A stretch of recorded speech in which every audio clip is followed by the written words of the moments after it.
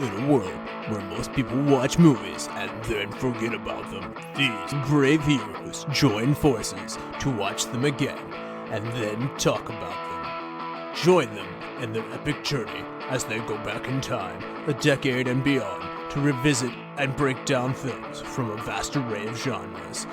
Do these movies hold up over time? Are they classics? Find out on Retro Movie Roundtable. Starring your hosts, Brian Fry, Chad Robinson, Dustin Melbardis, Lizzy Haynes, and Russell Guest. Coming now to headphones in your ears. Welcome, all you lords, ladies, and knights, to the Retro Movie Roundtable. Welcome to the show where we watch movies and then talk about them. I am your host, Russell Guest, and joining me today is my good friend and co-hosts, plural, for a wonderful Valentine's Day show from the Steel City of Pittsburgh, Pennsylvania. Turtle Dove number one, I think, as Dustin has dubbed you. Chad Robinson. How you doing, sir? It's a weird thing, Dustin. I was going to say I'm feeling the love tonight, but now I don't know where to go. And our second Turtle Dove from the Derby Don't city do that. Of Lizzie's like a sister. This is all right. From Turtle Doves mate for life. This is weird. You're making this weird. Why is it when Dustin does this isn't weird, but when I Because do it, Dustin is weird? can do this smooth voice. You mean my voice isn't smooth? It is not. It is not, sir. This is like high school all over again. I'm Lizzie, using my sister. This is like, say hi. This is like high school all over again. Dustin's saying like, "Hey, just say this," and I didn't. I got slapped and water thrown in my face and a kick in the crotch, and now I'm sad and alone. All right, all right. Happy Valentine's Day. Happy Valentine's Day. Late introduction, Ms. Lizzy Haynes. How you doing? I am happy to be here. I'm happy to talk about this movie, and I'm excited for Valentine's Day. That's right. I am also, it's worth noting, I'm standing in instead of Brian Fry, who refused to be on this episode. So boo that man. Oh, he is not going to watch this movie. It's just going to get a 2 or whatever at the end of the year. It's his loss, honestly. I don't even care anymore because it's so good. We don't need Brian Fry's approval. No offense, Brian. I do appreciate you choosing violence in this situation of Brian historically saying, I will never watch The Notebook, and Lizzie's like, dealer's choice. Right.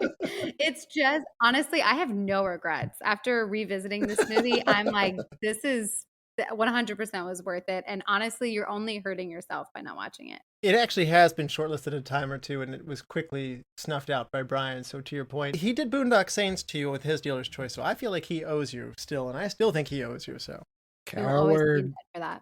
Yes. He's a coward. Now, speaking of Valentine's Day and a time of love, what is a movie that gave you a great date, Chad? Well, it's a terrible, terrible movie, but I took my wife early on in our relationship to Shark Tale. And I wasn't really big on animation at the time, but she was. And so I'm like, it's all the same, right? She will enjoy this. It's animated. Terrible, terrible movie, but it's something we laugh about now. I understand a whole lot better about animation. I've learned a lot. We still joke about seeing Shark Tale today. It's a happy memory. Okay. Well, then I've heard you say that movie's bad before, but I did not know it yielded such a good date for you. So, Lizzie, how about you? What's a good date movie from your memory? It's one of my favorite dates that my husband and I have been on. And we're a dinner and a movie couple. So it was really hard to pull from our catalog. But one Christmas, we went ice skating, and then afterwards we went to go see The Greatest Showman. And I love that movie so much. I remember the second that the movie started with that, like, whoa, I looked right over at Aaron and I was like, I'm already obsessed with this movie. And it was like an obsession of mine for a good while afterwards, but it was just such a great date. That movie brought movie magic. That's a good one. And in college, Mary and I did so many movies. We were dorm hall, DVD, watch it in. We didn't go to the theaters as much. And those are some very, very happy memories for me. There's an enormous long line of them. And I have to say, some of the ones that I really enjoyed doing the most were some of the ones that I had just never seen before. But she said, this is really good. I think you would like this. So There's actually a long line of those movies that she introduced to me, whether it be Monty Python and the Holy Grail, Stargate, Forrest Gump. There's just so many of these movies that Mary would introduce me to that she enjoyed. And I had so much fun catching up with things that she already knew and loved. And it was a lot of fun. It's really great when you meet somebody and you love them and you get to know them through their music, through their movies and all the things that they love, and then at least all these wonderful discussions. So it's no wonder I love talking about movies. So it's been a big part of us getting there. Nice. It's awesome. What's the last movie you saw, Chad? I just watched Peter Pan's Neverland Nightmare, and Oh my- it's from this Twisted Childhood universe. They're calling it the Poonaverse. It's Doesn't sound good. like it started with it's not. It's from those. It started with Winnie the Pooh. All these expired Mhm. copyright that we're now making horror movies out of. So this is a continuation. This is the third movie in that set. And Peter Pan is wearing like Joker makeup in this. So he kind of acts like Heath Ledger. Tinkerbell's a heroin addict or something. It was. He also acts like Pennywise the Clown. It could have been good. I like the concept of an evil Peter Pan luring people to Neverland and taking them away. Because honestly, that story is messed up if you go Yes. back and read it. I just read it to my daughter. I'm like, this is problematic. And not just for the misogyny and racism. Like there's other things. Could have been good, interesting concept, terrible execution. I did it to myself. Wow, I don't.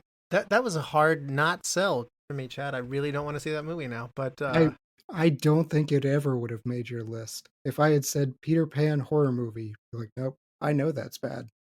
I mean, I knew it was bad, but Lizzie, how about you? What's the last movie you saw? It was on Netflix called Fair Play. So tonight we're going to be doing a romance movie. This is like the anti-romance. It's a couple that are already together. They both work they're stockbrokers for the same company on Wall Street, and they're both gunning for the exact same promotion. And it just is basically just about the downfall of their relationship because they allow the competitive aspect of their job to just creep in.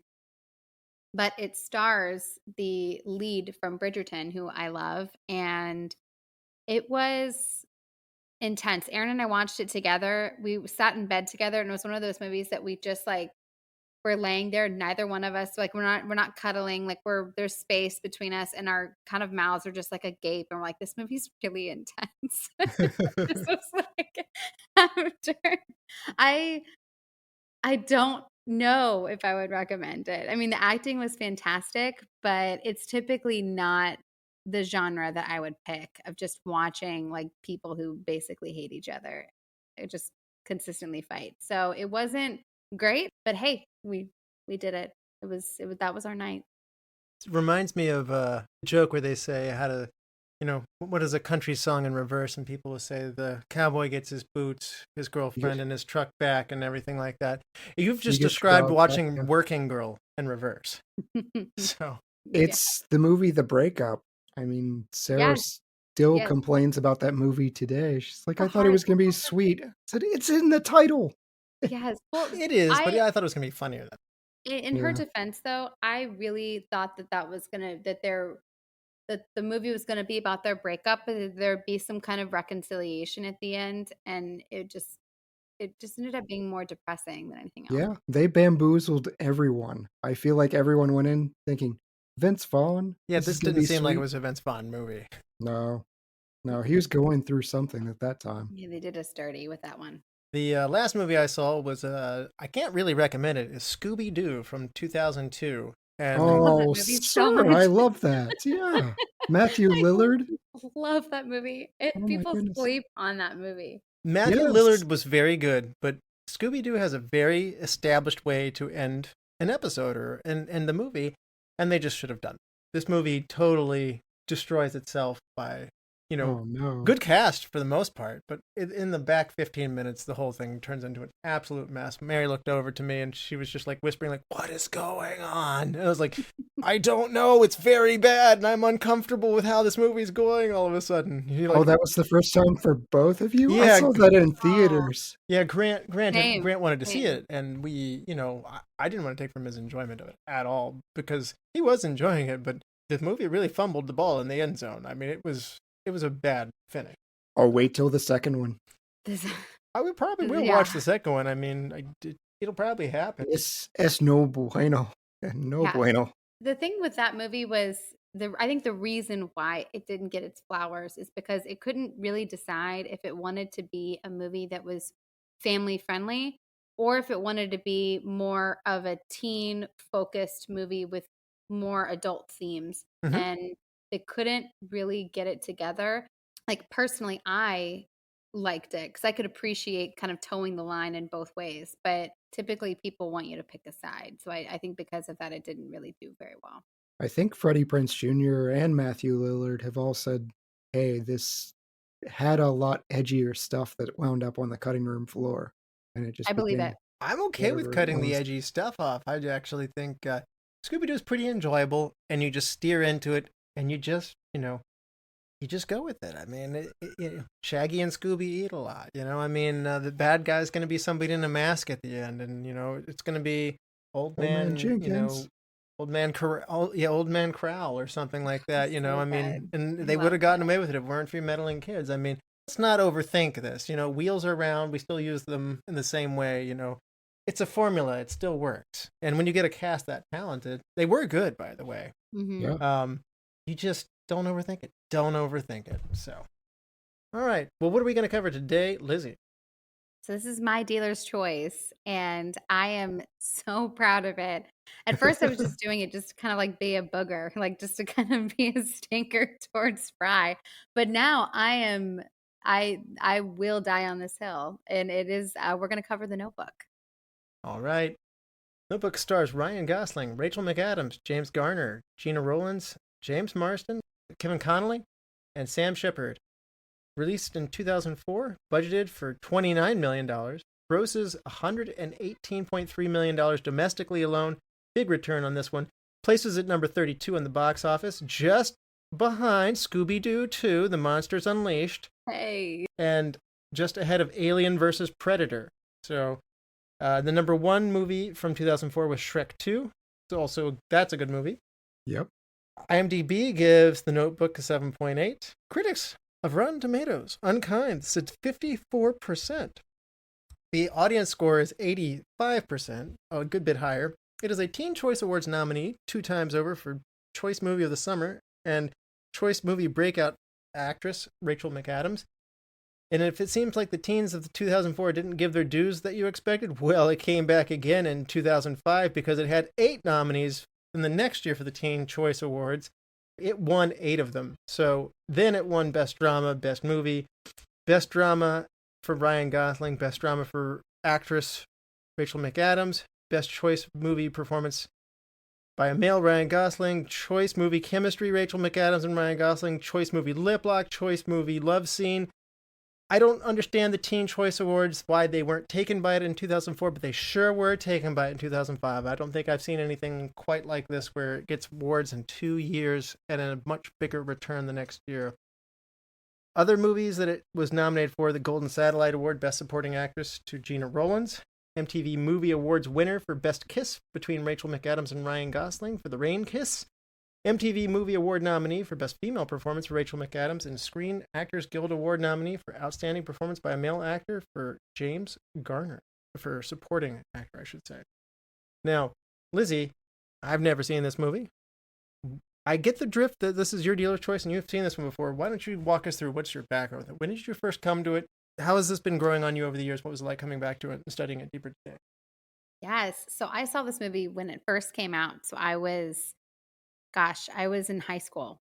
And I absolutely loved this movie. Like all little 15, 16-year-old girls, I was completely obsessed with this movie. Loved it. I remember showing it to my mom. And this was the kind of movie where you would almost show it to somebody so that you could watch them watch it, because you would know that like by the end of the movie everyone's crying. And I hadn't revisited it honestly in a really long time. I know for sure I have not seen it in at least, honestly, probably like 10 years. It's been a really, really long time since I've seen it.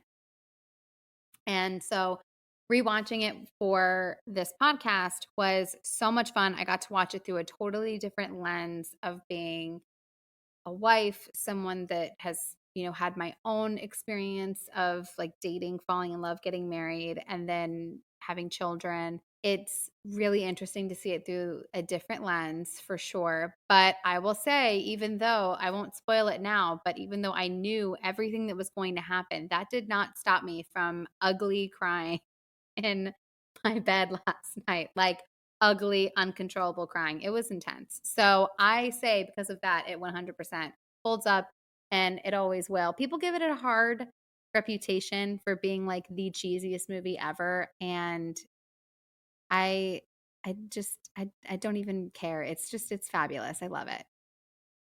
All right. Now, Chad, how about you? Have you seen The Notebook before? Yeah, of course. This was during the peak of these types of movies, and I was just assaulted with them to the point where I can still remember standing in a Barnes and Noble with Russell, and he's flipping through the romance movies. He's like, "Have you seen this one?" Yes, and his face keeps more and more contorted in just horror. You've seen this one? Yep. This one? Yep. This. My wife's big thing was Matthew McConaughey. Mm. This movie does not have him, but I've seen the period of movies that made him quit acting for a little while.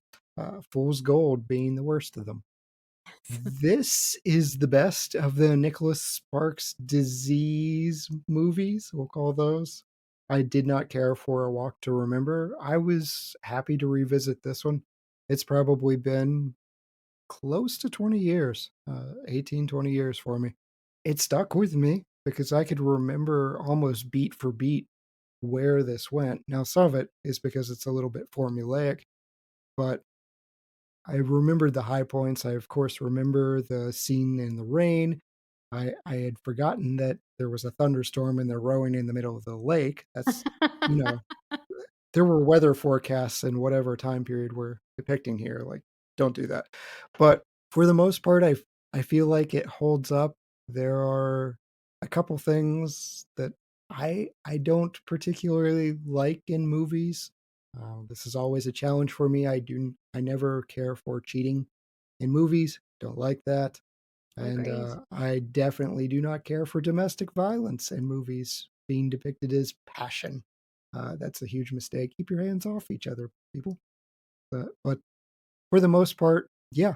I mean, you do a period piece, that's what helps hold up. I don't remember. Somebody hit her? I don't remember. What? She hits him a lot. She hits him and shoves him, and it's in multiple scenes. Oh, okay. But she slaps him around a good amount. And I'm with you on all the things that you, and obviously we'll get to it in greater detail, but I'm with you on those things for sure. We see eye to eye on that. Okay. Sorry. My head went another direction. Yeah. That'd Yeah, be a much darker movie. That would be much worse. Yeah. Yeah, Noah's just like, this is our destiny. Smack, no. I was going to say, I did not watch the director's cut or something here. Okay.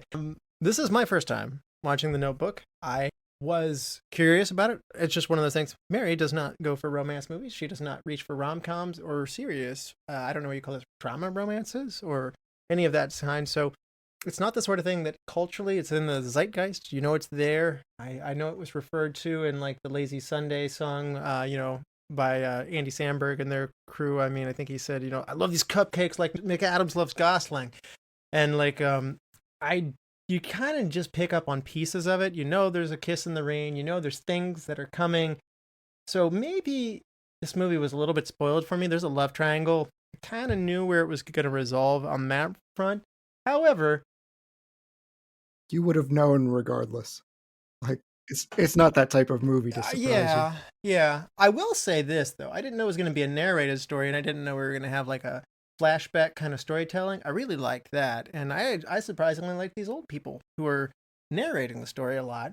Didn't expect that. And I might be cashing in some dude points, but I didn't hate A Walk to Remember when we covered it. And I did not connect this with that movie until now, but I didn't hate this movie either.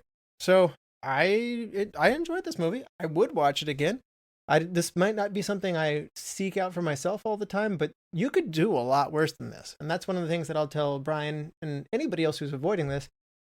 There are much worse movies to try and shield yourself from. This isn't not a terrible movie. It's not like super long. It doesn't overstay its welcome. It's not cripplingly depressing. Maybe it's cheesy, but I mean, don't we like a little bit of cheese? I mean, we like pizza. We like, cheese sticks. We like cheese. Cheese is okay. So I'm okay with this movie, and I had a fun time with it, actually. This one's definitely much better written. My issue with Walk to Remember was the dialogue. I felt like they were adults that had never really been around kids, and just it was the most cringy style of dialogue. I don't remember anyone talking that way. Yeah, I remember some of the slang, but it was just so prevalent that it sounded like MTV wrote a movie and didn't actually consult anyone. It is an MTV film, whereas this is not. So you might have landed on your own. Like, you may have solved your own puzzle there for why one works, the other doesn't. MTV did not make this movie. Well, we will be back. There are spoilers that lie ahead, so you do not want to ruin the notebook. We will be back after these messages. Welcome to the All 80s Movies Podcast. I'm Bill. And I'm Jason. And this is the podcast where we talk about the blockbusters, the flops, and everything in between from one of the freshest decades for movies, the 1980s. So whether you're a brain, a jock, a valley girl, or a Jedi, we've got some 80s classics for you. Do these movies stand the test of time? Are we discovering something new? Is there an 80s movie we're finally watching for the first time? Join us each week as we dive into the cinematic nostalgia that inspired and influenced a generation. From the hits to the cult classics, we'll discuss our earliest memories, favorite scenes, fun facts, and our not-so-favorite movie moments too. It's the All 80s Movies Podcast, now available on all major streaming platforms. Please subscribe and happy listening. We are back, and this is your final warning. There will be spoilers that lie ahead. Now, Lizzy, for those who haven't seen The Notebook since 2004, do you want to refresh people's memories? It's a beautiful day in South Carolina. At a quaint nursing home, a good Samaritan is introduced to an elderly dementia patient and is offered to read to her. He reads about Allie, a Southern 1940s debutante with the world at her fingertips. During one summer, she catches the attention of Noah, a local who works hard to scrape by. The two have a fast and passionate summer filled with romance and love. However, their whirlwind courtship is put to a stop by Allie's parents, who want to see security and financial abundance in her future. Both Noah and Allie are devastated. As the years roll by, both Noah and Allie are haunted by the other with fantasies of what could have been. It isn't until Allie, who is now recently engaged to a well-to-do cotton heir, sees Noah's name in the paper and is overwhelmed with a need to see him. The chemistry between them is electrifying, as their feelings are just as strong as they were that one summer. Allie is now faced with a choice: the path of security with Lon, a good man who can give her every luxury, or Noah, an equally good man without riches, but to whom her heart belongs. Just before the reader reveals who Allie chose, we are brought back to the nursing home, where the elderly woman realizes the man reading to her is Noah, and he is reading their love story. Allie remains lucid long enough for them to share a dance before her mind erases all memory of him and their long lives together. Later one evening, Noah sneaks into her room to check on her, and she recognizes him. To express their undying devotion to each other and allow their love to take them away together.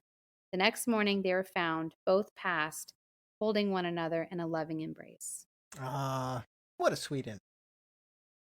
So sweet. It's so sad. Oh my gosh, it hits so differently too when you're a little older and you're just, when you watch it as a child, it's just you're more focused on the Allie and Noah when they're young. And I think personally for me, now that I'm not old, but I'm 36, and I'm just more aware of my mortality being a mom, and it's just, oh my gosh, it just hits really different.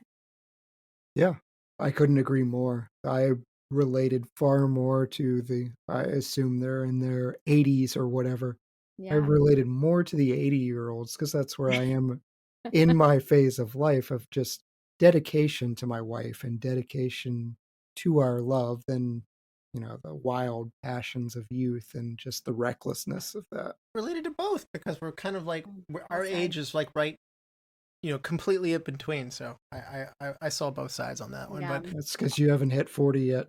I Soon. guess I haven't. But I I gotta ask though. This one's called a tearjerker. I'm happy. I mean, what would you want more than to go out with your special person together in your sleep, peacefully, on a good moment like that? I mean, it doesn't get much better than that. That's as good as you can ask for. I mean, they're happy. They live a long life together. They have a family. I assumed. I could have used some flashbacks, like as the credits were rolling, of some happy, like, stuff in there that happened in between once you know that this is but why is this a tearjerker? Unless you're James Marsden, this seems pretty happy. Russell and Oh your epic man. struggle with empathy. The This dude's shoot, no, you can take it. Lizzie's got to compose herself, but it we're crying because of the love and dedication for the immense struggle and just for that fleeting. He admits the last time it was just 5 minutes. He's doing this, he's given up his life. Everyone's telling him he's wasting his time, that she's never going to get any better, and he loves her to the point that he's willing to stay in a nursing home and read to her in hopes of being recognized for 5 minutes. And Yeah, just but this is like 50 First Dates. Adam Sandler has to make Drew Barrymore fall in love with him every day again. I mean, there's something kind of sweet about that, like, kind of thing. Yeah. I mean, he is 100% committed to her. He doesn't waver. He's not suffering because of it. It's hard. He sticks it in there, but I mean, he also gets her to fall in love with him constantly and to remember, and he does so. well, he doesn't though. He's not wooing her. He is just sweetly reading to her. I think So the it's difference different. too between this and 50 First Dates is like, because I do love that movie, but 50 First Dates is, to Chad's point, is like he's trying to get her to realize that they're like boyfriend and girlfriend, like meant to be together. Whereas like Noah and Allie at the end of their lives, they've shared an entire lifetime together, and they have children together and grandchildren. And I think the part for me personally that hurts so much is I think about if I put Aaron in the shoes of, he goes by the name of Duke in order to kind of maintain this alias while he's reading to her. So if I'm putting Aaron in like Duke's shoes, I just think of how he's torturing himself for the hope that he will get 5 minutes with me. And then thinking about it the other side too, I personally, what hit me really hard was when the children come to see her and she has no idea who they are and she's like thinking that she's meeting strangers.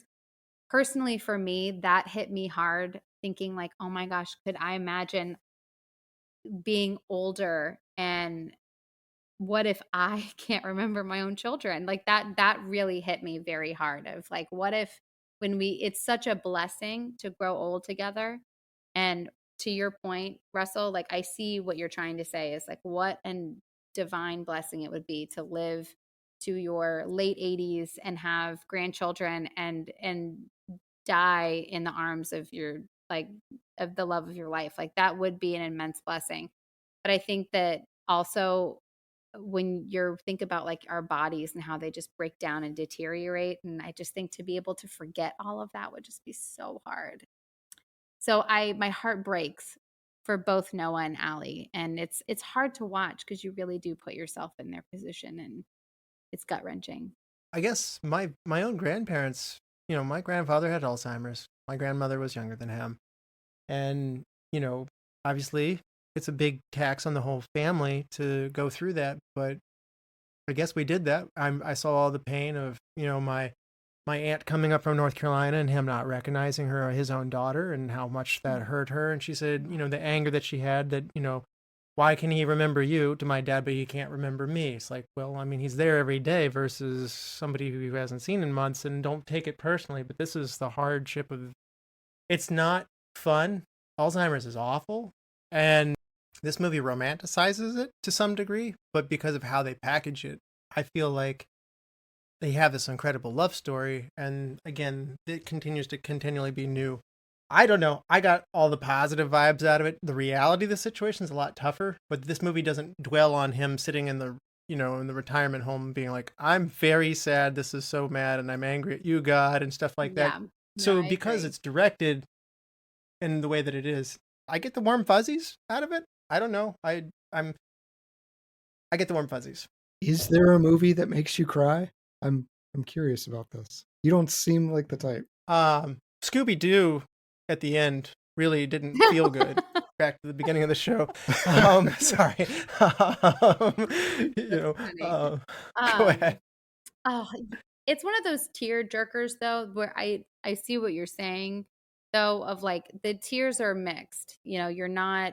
I am mostly crying because it's sad, but there's also like at the very end when they're talking about when she's in bed and she's like, could our love take us away together? And you're just like, oh my gosh, it's just like this idea of um loving someone so much that you could never be away from them. And so it's just there is a really special, very beautiful element to it as well. So the tears are just all over the spectrum, but there's definitely some sadness mixed in there for sure. There is. I do want to contrast that with like another movie that pertains to Alzheimer's and dementia. Like if you've ever watched Still Alice with Julianne Moore. It's a great acting performance, but it's a very different experience of Alzheimer's. I don't know. Like I said, this is designed for, what's weird is I kept reading, this is for teenage girls. This is for teenage girls. This is for teenage girls. And I'm sitting there going like, is it? Because we have these older people and I'm gonna ask that question. Obviously, the book was written to be that way, but is it? I think it's really meant for everybody. I think that little, and when I say little, I mean like 16, like 15, 16-year-olds, like teens. This is definitely was marketed for them because the players who play Noah and Allie, when they fall in love, they're supposed to be that age. So you, as I think a 15 and 16, 17-year-old, you're kind of really putting yourself in that shoes, watching these teenagers fall in love. And it's fun and playful. And that particular part of the movie is super captivating and romantic. So it's definitely marketed towards them. But I think when you really look at the movie holistically, there's something for everybody, honestly. It's, as far as romance movies are concerned, I think that this is absolutely an adult movie as well. It definitely skews towards the young adult, and it causes quite a bit of issues because it has such an emphasis on this first love and the passionate love. And I don't know about you, Lizzie, but I know Russell and myself, this is not our first relationship. We married someone after our first relationship. I don't like the emphasis that they're showing these young women in particular of your first love is this deep passion that will run forever. I hope that's not the case with my wife because I hope I am the love of her life. But that's where this movie is geared towards the younger teens of this summer love is the wildest and the passion, and you'll never have anything else like this in your life, and this is what you need to come back to. And let's face it, Noah, other than like the first 5 minutes where he is just an obnoxious jerk, after that, he is like the absolute perfect guy who is utterly dedicated. He turns his life around, and it just kind of presents this worldview that doesn't happen. Like, people are messy. So, young women that are expecting the Noah in their life, this wild, careless guy who's poor, to just suddenly shift personalities and go completely in the right direction and trajectory for the rest of his life. That may not be realistic. Yeah, I mean every girl, especially at that time, it was being marketed of this idea of like everybody could.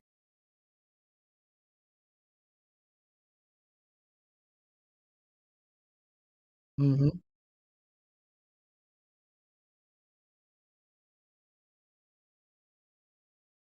It's really more, I think, like female power driven, but I think at this particular time, like the early aughts, it was much more about like being courted and being chased after. And I think that Noah, the way that he pursues her and like really fights for her, and like even though she keeps saying no, he like doesn't take no for an answer.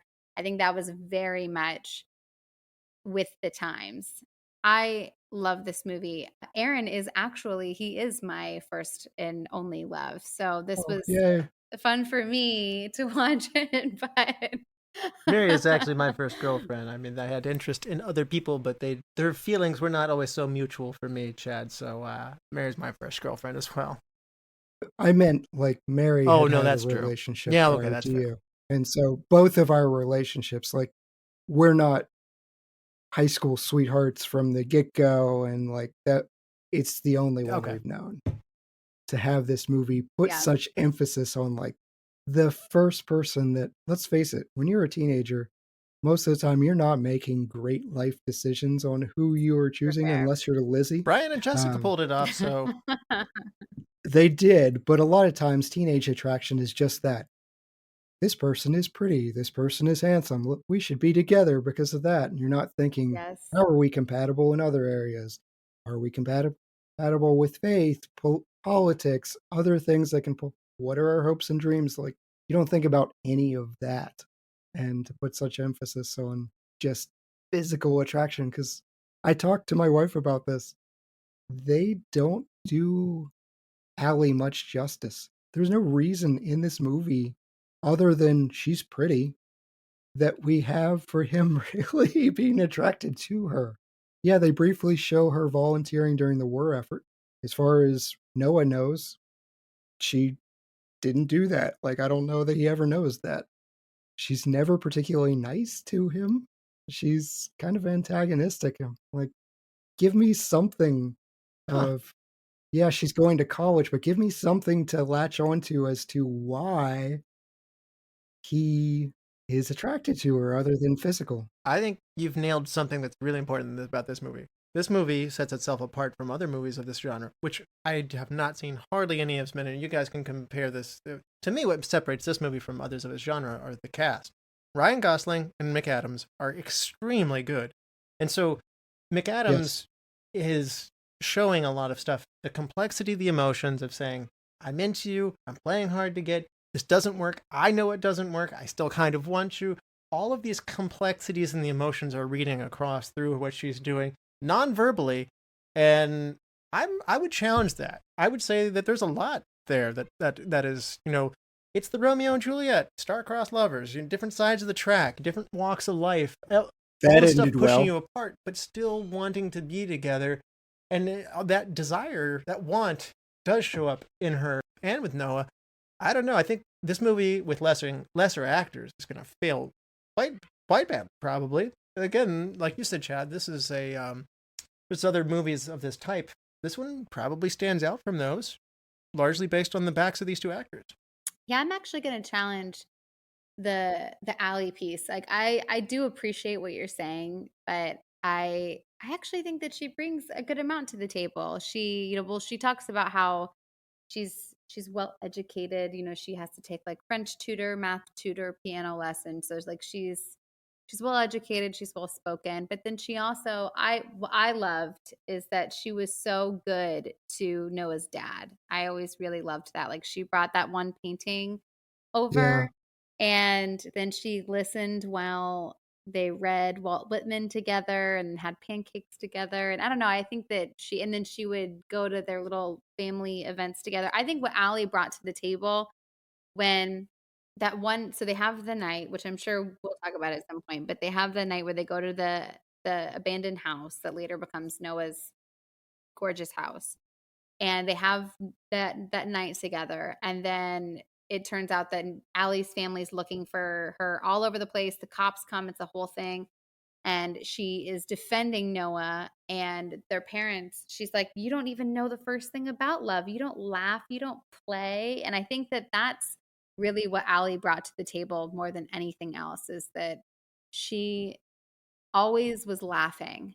And I think throughout the entire movie, you can always see her laughing and playing. And so I think that she brought a certain joy to, and probably like levity to Noah. And you could argue. And, Allie is certainly not perfect. And we'll get into that later.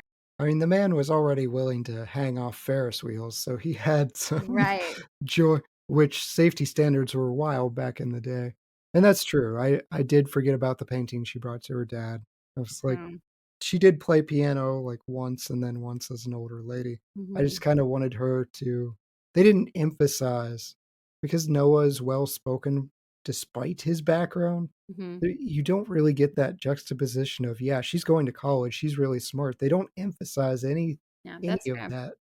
And I grew up in West Virginia. I've been around a lot of rednecks. You don't find many rednecks on their porch reading Tennyson and having arguments about Tennyson and Walt Whitman.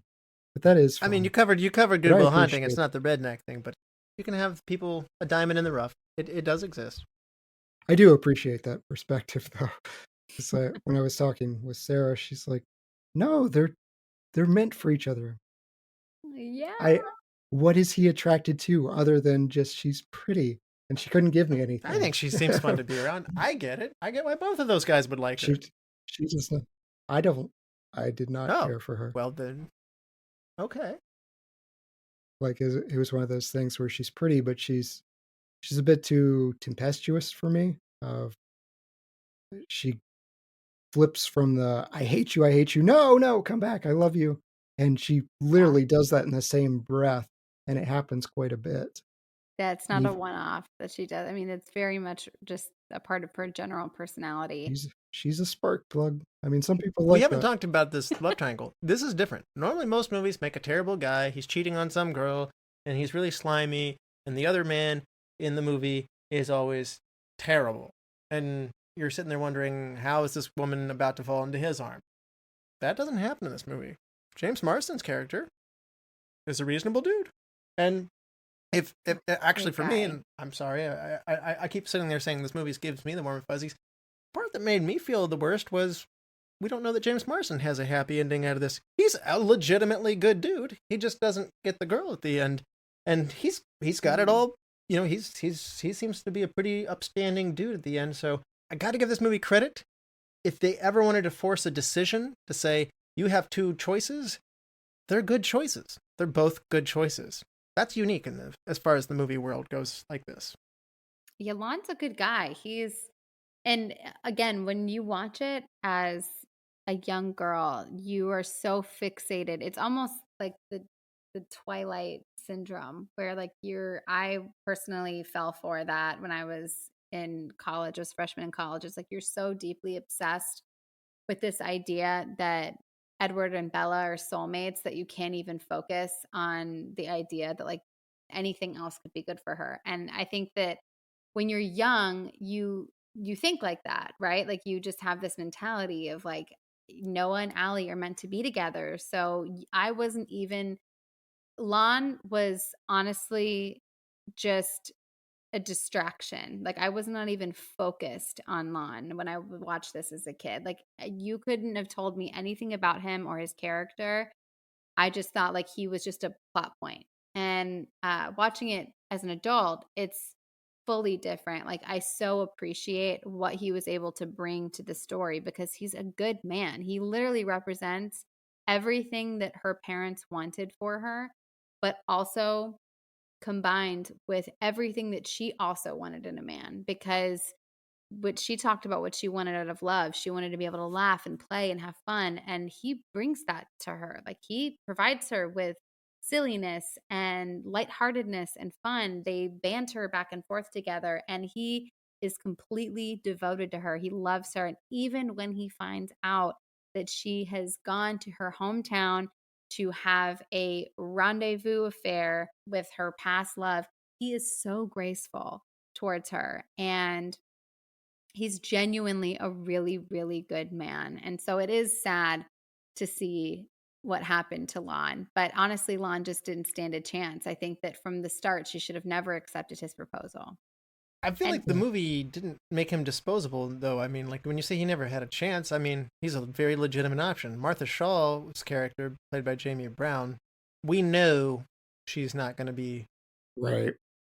I don't know what you say, a hookup. She's a friend Oh, with sure. benefits. Yeah, there you go. There you go. Yeah, yeah. So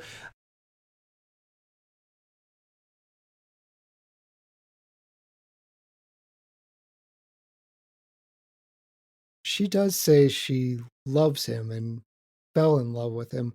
What, to your point, like this is Sleepless in Seattle all over for me, except James Marsden does not have the curse of allergies, which was that guy's downfall. you feel bad for Uh, the allergist guy in the first 3 minutes of the movie. I It's so do. bad. That was me. That was me. It's like they make fun of the guy, the fiance, who's otherwise a great guy because he has allergies. Like that's his downfall. This one, he doesn't even have that.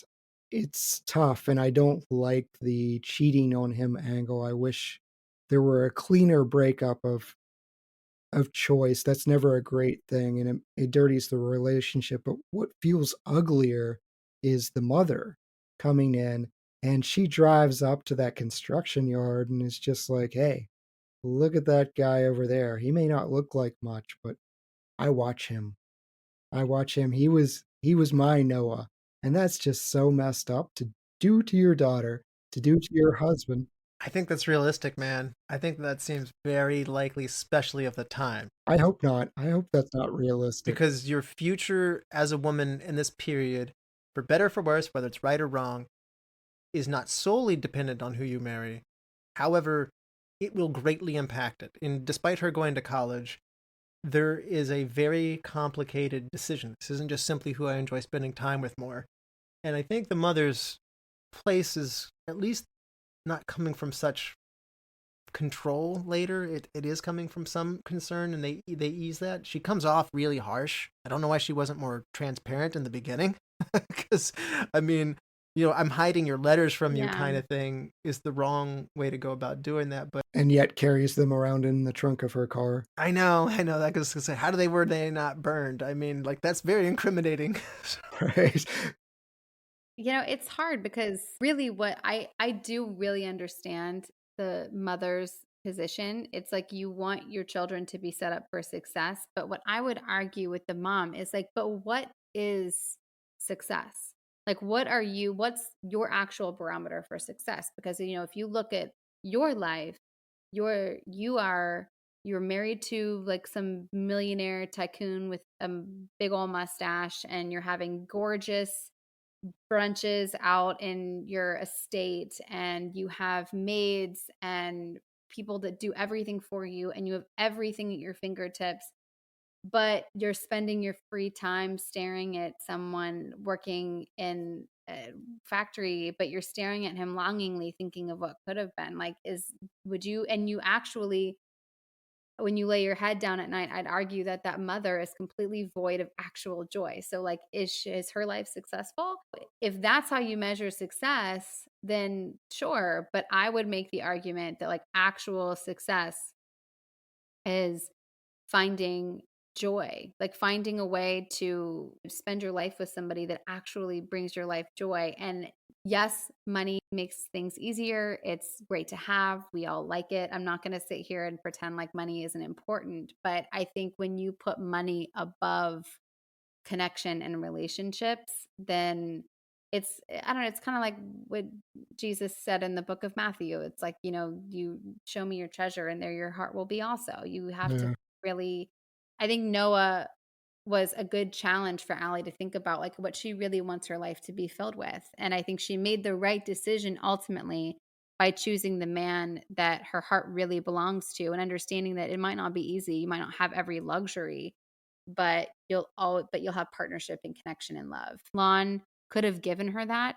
to be sure, but I say that Lon didn't stand a chance because the narrator said that when Allie accepted his proposal, she saw Noah's face. Mhm.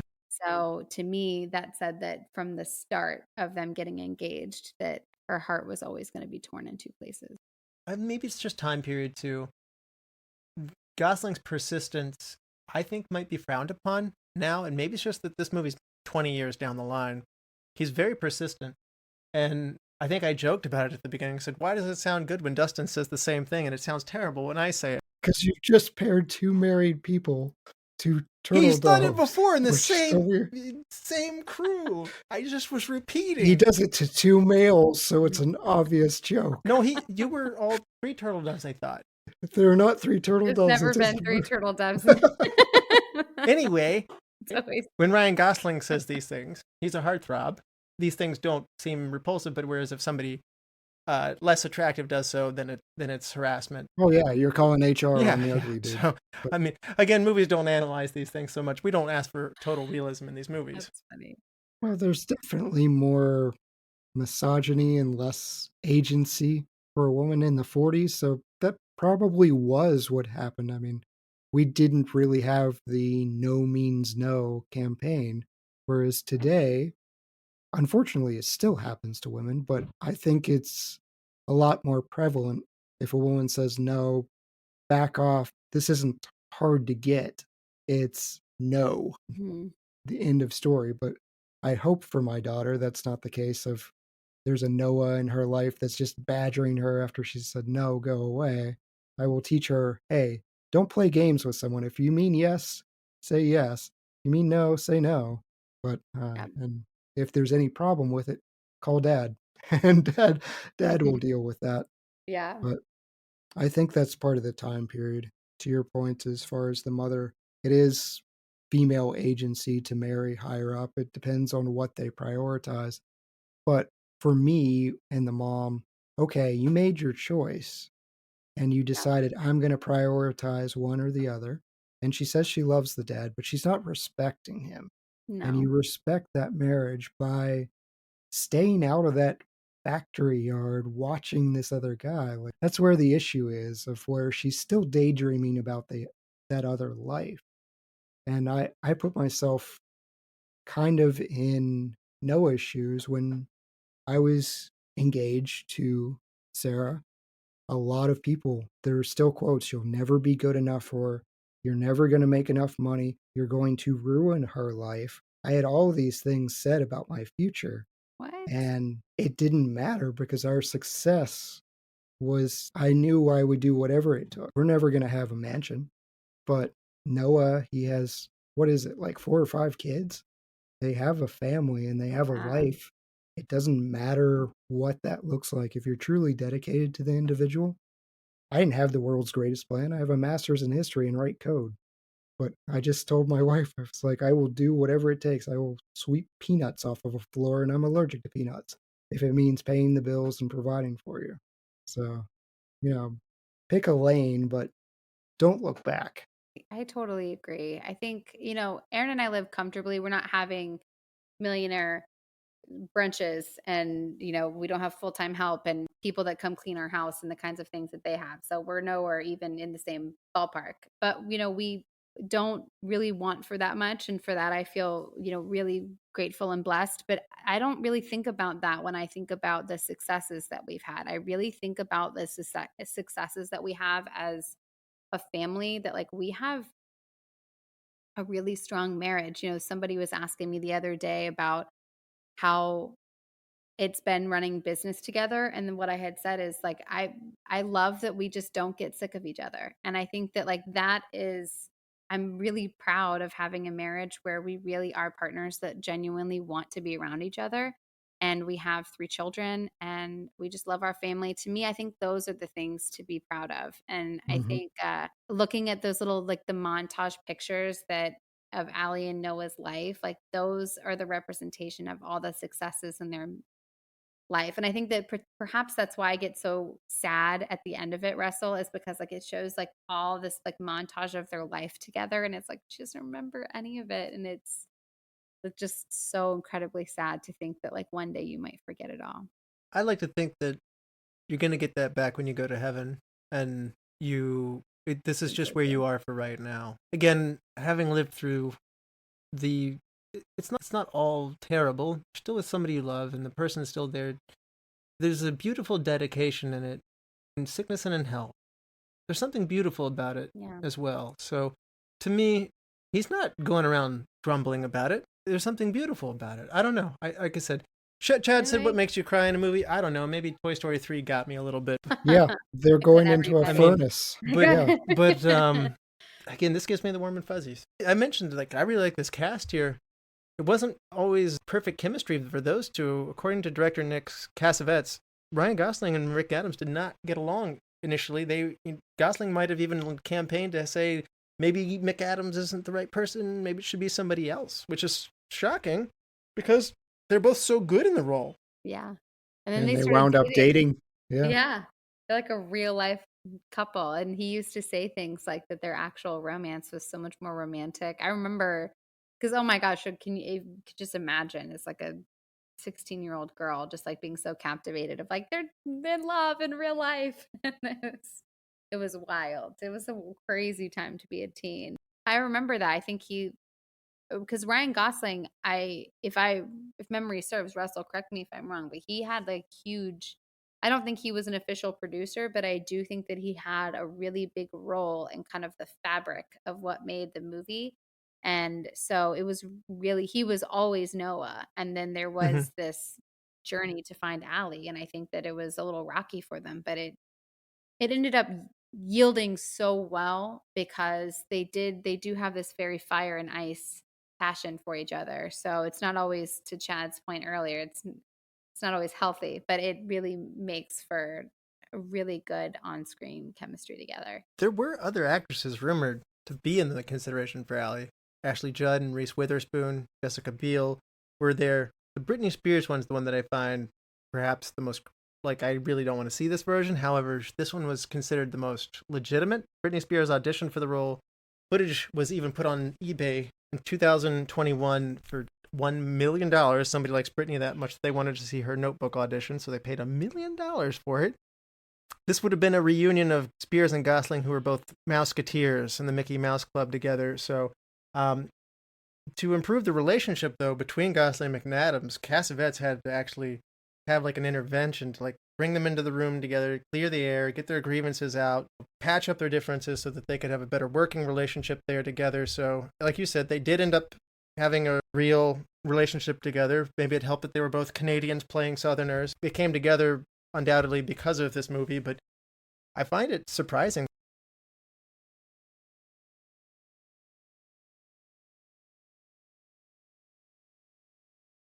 I mean, that seems like they're trying to get lightning in a bottle because they had many more for Walk to Remember. So, hey, let's cast another teen female pop star. I think Reese Witherspoon could have done it. Yeah. She was so good in so many teen dramas. I have to say though, I do really love Crossroads. So that is like a guilty pleasure of mine. Have you guys ever seen that movie before? No, I'm not a big No. Britney fan, so I avoided seeing that one initially. You might have to dealer's choice me in order to get me to that I was one. just gonna say, oh my gosh, should that be Yeah. my? I've been kind, Lizzy. I don't deserve this like Brian did. I haven't Boondock Saints you. I just Kidding. No, it's good. It is good. It's not good enough to put in front of you guys. So I don't think that there's enough there to really justify a review, but it's a good guilty pleasure. Perhaps like, Scary Peter Pan. It's like, like so bad it's good. Scary Peter Pan was just bad. Yeah.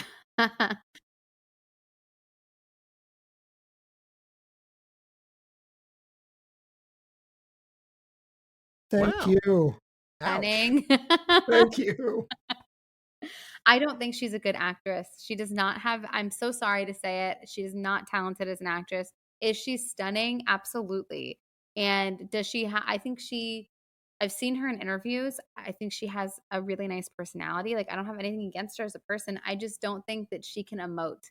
And I think she certainly could have never accessed the amount of emotion that it would have taken to play Allie, because Allie, to the point that we've discussed, like, she's all over the spectrum. And 1 minute she's hysterically laughing and her laughter is just infectious. Like, her whole like skin lights up when she laughs. She's so gorgeous just because of how happy she is. And then in the next moment, she's crying, yelling, slapping, pushing. I mean, she has no chill. And that just is like, that's a really hard role to play. And certainly Jessica Biel would not. I find it interesting in order to prepare for roles. Sometimes we cover movies, like when we covered Terminator 2. Linda Hamilton and, Robert Patrick and all these people had to do really serious training. Like they had to work their body very hard. They had to pick up guns and learn to shoot them and go through a lot of rigorous training. This one sounds fun to prepare for. Ryan Gosling had to, prepare to be a Southerner. So he just spent 2 months in South Carolina rowing and building furniture and taking it easy and living in South Carolina for 2 months. And Rachel McAdams did the same thing. Before filming, she got to familiarize herself with the surroundings and took etiquette classes and a dialect coach to deal with her, to help her acquire her Southern accent. Dustin is often the judge of who makes a good Southern accent. I am not from this deeper part of the South of South Carolina. I am not put off by it. I can't say that I'm 100% saying oh yeah, these two are from the South. No, they did not have South Carolina accents at all. South Carolina, especially a woman's South Carolina accent, love it. And that's not what Rachel McAdams was doing. It's fine. It's fine. It's not bad.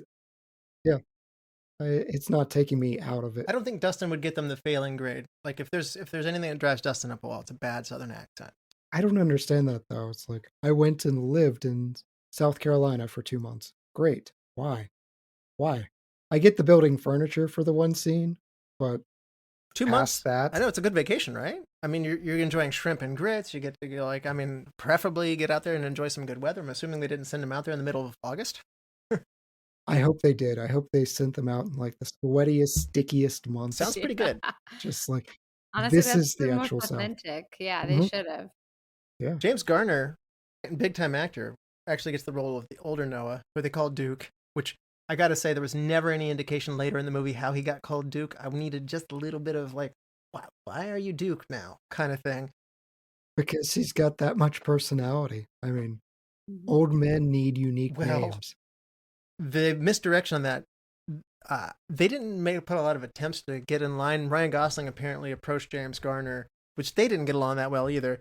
And he'd be like, what color are your eyes? And so I can wear contacts or whatever. And he's like, I'm not changing my eye color, whatever. I mean, you do whatever you want. And he's like, well, how are you doing this accent? I want to make sure that I'm more like you and stuff. He's like, do whatever you want, kid. And so these two did not always get in sync. Garner didn't necessarily want the role, but his agent sent him the script and he read it a second time and realized it kind of had, as you put it, Lizzie, a universal appeal. So they got this big name actor for this part. He's pretty important to making this work. I think he and Gena Rowlands, I actually, like you guys were saying, I really enjoy these parts of the movie with these older couple. They're so good. I remember as a kid, just young and stupid. So when it would cut to the older couples, I'd be like, oh, get back, go back. And now it is hands down my favorite part. And also the part that I sadly I resonate. So I resonate in all the good ways, but also all the ways that make me feel sad. Ultimately, talking this out, it's a happy sadness. You're right. It's a sadness that's layered. And but nonetheless, I relate to them so much more now as an adult. And they just do such a fantastic job. And she's such a perfect lady, and she's so delicate and sweet, and they just do it. She's also the mother of the director. Gena Rowlands is Nick Cassavetes' real life mother, so he had to direct his mom in this one, and unfortunately, due to reports later, she actually did have severe dementia later on, so that does actually come to her plate in real life later on, but kind of special. As we go through this, Nick Cassavetes is a big part of this. I have read that this is the third Nicholas Sparks movie, but Nick Cassavetes, it's the first book. Cassavetes makes a number of changes over the book, even how the movie ends. In the movie, they just climb into bed together and they're going to keep doing this thing again. The choice to have them die together at the same time. There is an enormous amount of stuff that we've been talking about at the beginning. Cassavetes added all this stuff in there. It's rare that you get a movie normally it's a subtractive effort to come in and say, we're going to cut stuff. I have not read this book, but I will say I've read enough about people who have read this book. Resoundingly, people are choosing the movie over the book. Now, Sparks' his first book. Maybe he gets to be a better writer later. But the movie seems to have added a fair bit of depth to the older couple as well as the courtship. And in the movie, they just kind of like, well, we're young, we're together. Why not? So to your point, Chad, of why maybe Allie doesn't seem as appealing to you, she might appeal even less in the book. Maybe. A lot of these books, Lizzie mentioned Twilight, the female character is written as almost a blank slate. It's meant for the female reader to insert herself and be swept up and be part of that. So there isn't a lot of personality given. I haven't read The Notebook, but I could ask my wife about that. But that was generally the trend, was not to give them a ton of background or personality, just so the reader could insert themselves. Yep. I think it helps seeing two pretty people fall in love. I mean, at our base level, for whatever reason, and I don't particularly like this about myself, where I'm like, two pretty people finding each other, and I'm happy. Like, why? Why? They've already got good looks. Why can't they be miserable? And I see when Ryan Gosling, like, we wanted to cast an unattractive guy, or an unremarkable guy, and you get Ryan Gosling. That does not compute. I don't know. Maybe I'm way off, but I think he's a very attractive man. Like, he's a handsome guy, and it's just wild. Okay, you didn't get Kevin Hart, you got, or Danny DeVito. Like, you went and got Kevin Hart in The Ryan Notebook, to be Gosling. fair. I want to Totally see that movie. a totally different vibe for sure. Yeah, I think it's the same with. I agree. It's just about getting two people that are, just kind of both equally attractive. Because Allie is, I mean, Rachel McAdams is. I think she's never prettier than she. I mean, because she's been like Regina George, and she was in The Hot Chick, which a lot of people overlook. And She's really charming in Wedding Crashers as well. Yes. yes, like she's Mhm. Wedding Crashers. Like she's in a ton of. I mean, she really had a huge surge during this time, and me personally, I think she's never prettier than she is in this movie. Not just because of her hair and makeup, but because I mean, she's just objectively a pretty person. So no matter how she's going to be dressed, she's going to be attractive. But I think, again, drawing just back to like the joy and the laughter, I think that plays so much into it. I agree. They want two pretty people to fall in love because, believe like it or not, we like having nice things to look at. And yeah, that's just kind of Nice the way things we're are wired. nice. They are. Yeah. Would you want Bradley Cooper to be in the role of Lon instead of James Marsden? It was considered.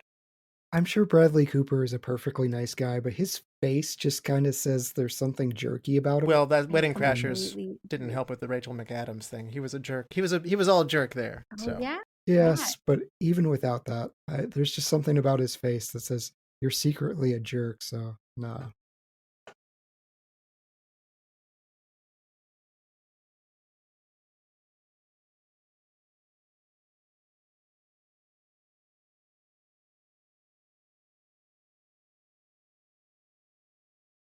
And just lighthearted. And I think that, and I think he seemed fairly humble because of, we know that he had some level of humility by the way he treated Allie when Allie confessed that she cheated on him. Because, I mean, an arrogant man is not going to take that news well. We know, for like the data of the movie is telling us that he's a humble, graceful man. I just don't think Bradley Cooper could have played that. He looks country rich, like James Marsden. He has He a little bit does. of that fuller face. He does a Southern accent very well as well, I would say. I think That's he probably does surprising, the yeah. best. Yeah, I think out of all three of them, he wins that contest. well, he's not the Canadian in the group. So That's fair. so the second love scene between Noah and Allie was originally a lot longer and a lot more spicy, but they had to edit it down in order to keep their PG-13 rating. I will say, for a PG-13 movie, this movie was pushing it. I thought, as it was. No, No. for the spicy No. meter. Yeah, I think it's perfectly suggestive.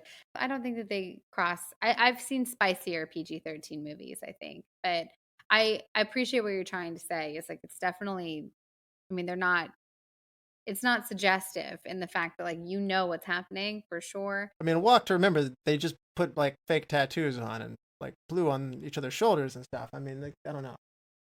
But that's also like a totally different vibe because like the part of the fabric of who Jamie was in A Walk to Remember was that she was saving Sure. herself for marriage. So like there was never going to be any sex. There was no sex to be had.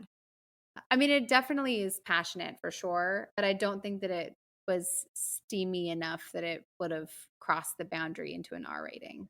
I thought the first love scene in the like broken down mansion was like wow, we're in PG-13 land here. No, that was super awkward. It Like, was.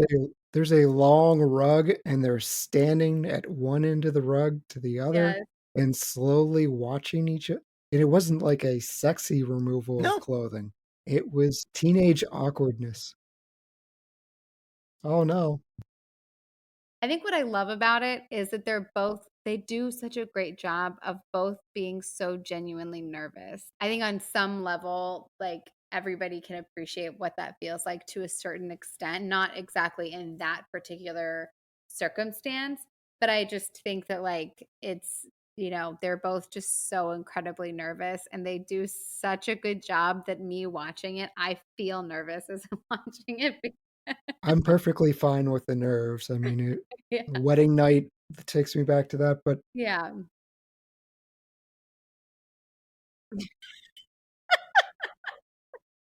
The setting doesn't help either. Uh-huh. This is not a nice mansion. This is a rotted out vacant mansion that probably doesn't Yeah. smell that's good. Got not- that moldy no. feeling in South Carolina. I mean, I'm sitting there going like, this isn't where I would want to do that. No. There's like animal fecal Yeah. matter Right. all Bats, over the you know. house. Like, in modern day, you've got a couple of squatters that are like up in the attic eating beans out of a can. yeah, It's it's just not a good vibe. Like it's really bad juju, especially for like the circumstance of like that was supposed to be like their first time and it was Right. you would want it to be like a lot. It's not on my bucket list to do it in a Cleaner. house that's vacant and rotting out. I don't care. Well, that's because you've never done heroin. That's fair. I mean, That's fair. I haven't. That's also not on my bucket list, but that's a fair point. there you go. I mean, that doesn't end. They don't actually finish the deed, so Mhm. they get interrupted. But yeah, so that's why the second time is so satisfying because there's just like this huge pent up 7 years of release for Yeah. what that night could have been. To your point, it is very spicy. It's a sexy Mhm. scene. He's picking her up and hitting her against walls, and all of that's hot. We laughed so hard about how he's holding her while his pants are like on. Yes. And Aaron made the point. He was like, how can he make it all the way up the stairs while holding a adult woman and Mhm. climbing the stairs with pants at his ankles? He and his dad fixed up this mansion themselves. I mean, he's a very capable Yeah. man of doing all kinds of amazing things. He did a full out like HGTV flip like that takes a Yeah. whole film crew, but he just did it with him and his dad. There's so many things in the movies that give people ideas that in real life just aren't practical or sexy at all. Mm-mm. Like you wind up throwing them against the wall and just ow and my head hurts or whatever else, and then your night's over and there's aspirin and just sadness. Yeah. This is another one of those changes that Nick Cassavetes made. In the book, they don't kiss outside in the rain. They just have a conversation. They kind of come in, they eat dinner, they kind of Oh, talk. that's One a thing great leads part. to another. It kind of builds up slow. Nope. Nick Cassavetes knows how to fix this. He says, they're going to be in a big storm. Yes. It's going to be a big kiss. We're going to put it on the cover of the movie, in fact. I mean, we learned from Spider-Man in 2003 that kisses in the rain get people going. They do. That was like a huge trend Mhm. at that point was like having a huge kiss in the rain because it happened with all kinds of teeny bopper shows like One Tree Hill and the OC and then there was Spider-Man and it was always a thing. Anytime that there was rain, it was like it instantly made something more romantic. I thought it was funny. Rachel McAdams was looking back on this movie, and she has this iconic light blue dress that apparently people often remember her for wearing and stuff, and often tell her, like, this is amazing. She says, I really didn't like it because they've shot this film so, like, the younger version and the older version were done differently, and they had to actually come back and shoot this. The director told her, it's okay, go have a holiday break, gain weight for this next part of the movie. Well, then they had to reshoot this scene. She didn't really fit her dress very well, she said. So she said, I felt like I was like stuffed into it. I was super uncomfortable in it the whole time. It doesn't show. She looks amazing. She felt insecure about it, but again, none of that shows. No. Not in the slightest. Gosling had to do the same thing. He had to lose a bunch of weight and ditch the beard and stuff like that in order to go back and be young later. So I do really like the time frame of this movie, and I love that we're shooting this in the 40s. This time period works for me a lot. Again, if it were done today, you'd just be like, I met you on a dating app. So I think there's a lot of charm with the social class doesn't work as much if this is filmed later. That's fair. Yeah. There's more of the storyline of female agency in the 40s and the choices that women were faced with versus now. Yeah, you can boot up an app for sugardaddies.com and there's your choice. Right. Yeah. Right. Farmers only. And there's also just a lot more opportunity now. I mean, I think kind of to your point, Chad, I've mentioned this before on the podcast, but my granny gave me a letter as a wedding present when Aaron and I got married. And it was a letter that her grandma wrote to her, and it was in the 40s. And it was right after my granny had graduated college. And the letter was just all about how it was such an exciting time for my granny to go out. She had just gotten accepted into college, and she was like, you have your entire life in front of you. You have opportunities as a woman that I never got to have. And she makes a note to my granny saying, when I got married, it was purely transactional, whereas you can find a man that is a treasure within himself. That's a direct quote from the letter. And it's so sweet. And so if she gave me a copy as kind of her very loving and sweet way of saying that, like, I had found a treasure with Aaron, and I certainly did. And but it works for the 40s because as an adult woman at that time, it was probably one of the last times where it really was a big question for women whether or not they finding a partner that was going to be able to find you with security, because it was not too long after that women developed as kind of as a community, like a sense of autonomy, and were able to start providing for themselves and becoming more educated. And then the 40s, there's just kind of this like pizzazz in the 40s. Like everything just feels kind of richer, more decadent, and I really appreciate that. It's just so beautiful. I love the clothing. I love the way people just the simplicity of it all. Just I don't know. It feels kind of just more delicious, I guess. I don't know if it's just historically we idealize this chapter in our American history so much, but I find the cars, the wardrobe, the settings, I mean, shooting it in the South added a lot of charm as well, like where they actually shot it in South Carolina, that the real private house that they actually got to South Carolina. It's the places they picked to shoot this are great. So the Rice Hope Plantation was the family home, the Boone Hall Plantation was Allie's summer house. They did an amazing job of getting the right places for these movies. It's my understanding Nicholas Sparks is kind of like Stephen King is with New England. I guess everything he does is in the South. I didn't feel like that was dripping from A Walk to Remember as much. Here, I felt like this is the South. Like I felt like that was a much bigger part of where we were in this. Agreed. And I got to give the Nick Cassavetes and the site locations, all of that was really awesome. If you want to set it in the South, they nailed it. Yeah. Yeah, sure did. Yeah, I mean, for a certain set of the population, it's not exactly going to be romantic seeing those plantation houses, but it certainly puts you squarely in the South. What do you think about the music here? Some of the background music is from the original theatrical trailer in this film they actually took from Cider House Rules. I thought that was interesting. But as far as what we get in this movie, Lizzy, what do you think about the music of Notebook? I don't recognize anything in terms of like original score. When I think of this, I just think of I think of the band that's playing when Allie and Lon are out together, kind of like that big band Mhm. music. And that's really fun. And that feels like a huge thing of the 40s. You know, you just have like the big, you know, like the trumpets and the drums and kind of just like the decadence of like this big black tie fair. That I think of. And then I think of course, that like I'll Be Seeing You song. And oh, that song, it just like they have the first iteration of that song when they're dancing in front of or in the road when, you know, it's like their first big date together.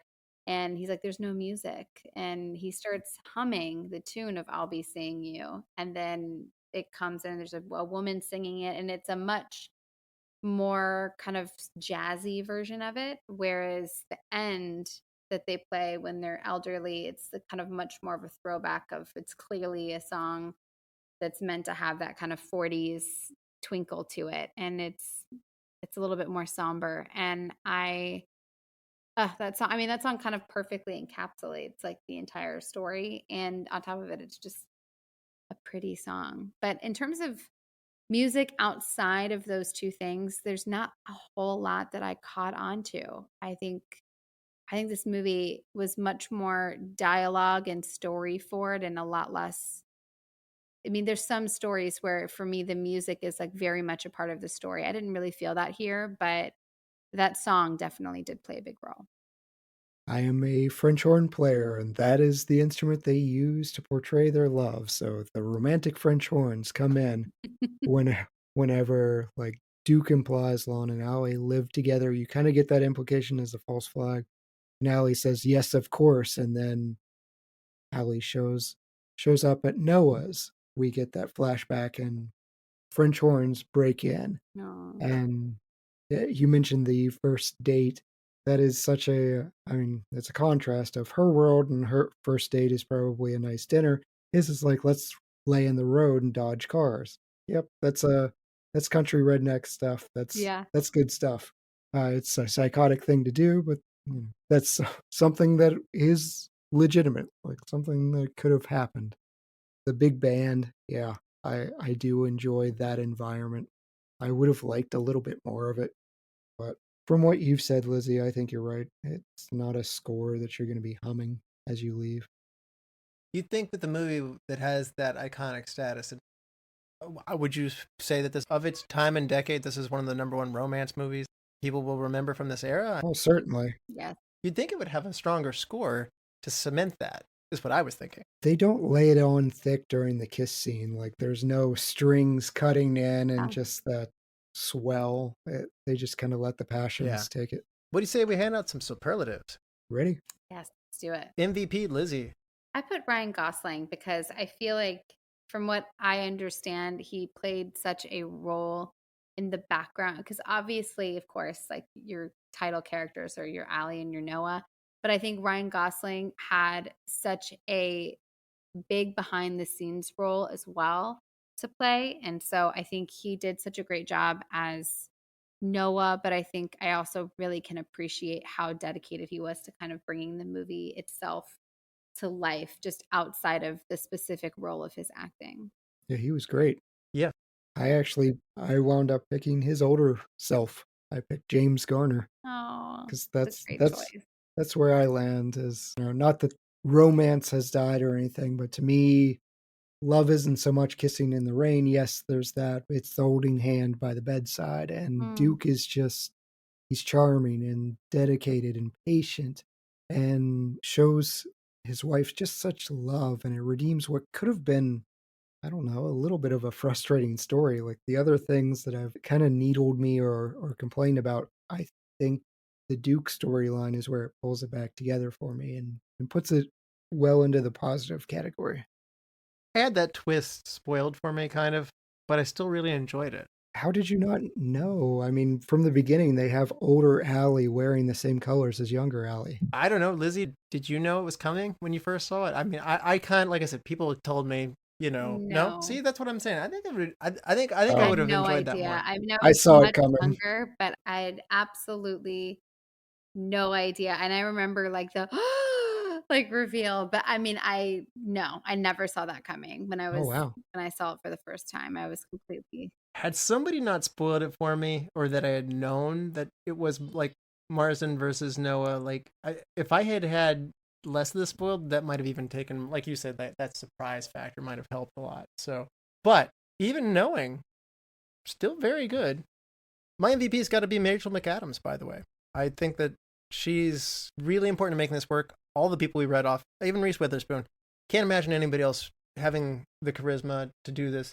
She has this ability to handle the range of emotions really well. She does angry, she does sad, she is so charming with that big smile of hers. I think she does a very good job of doing all the things that you need to do to make this role a success. And with a lesser person in that seat, I can't see Jessica Biel or Britney Spears or other people doing it. I will not be recasting her. She was great. Best supporting actor, Lizzy. This is where I put Rachel McAdams. Honestly, for all the reasons that you just said, I think that she's so spectacular. To me, there's just something so infectious about her smile and her laugh. And I think that I have to imagine that is what the director saw in her. And she just brings Allie to life. And I love her. I think she did so well. Chad, how about you? Best supporting actor?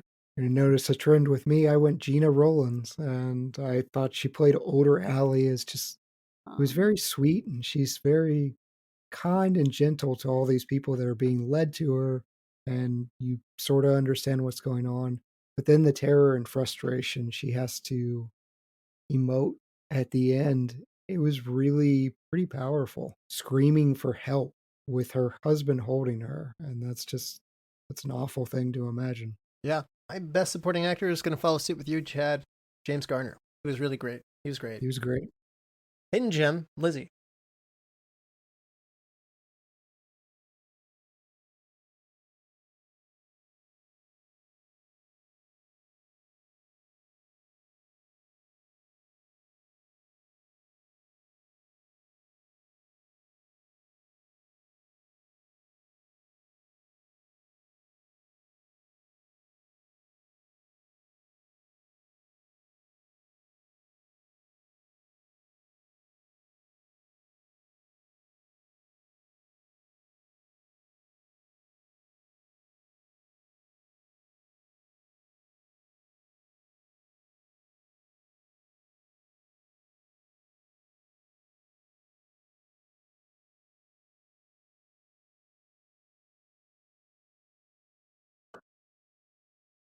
Chad, hidden gem.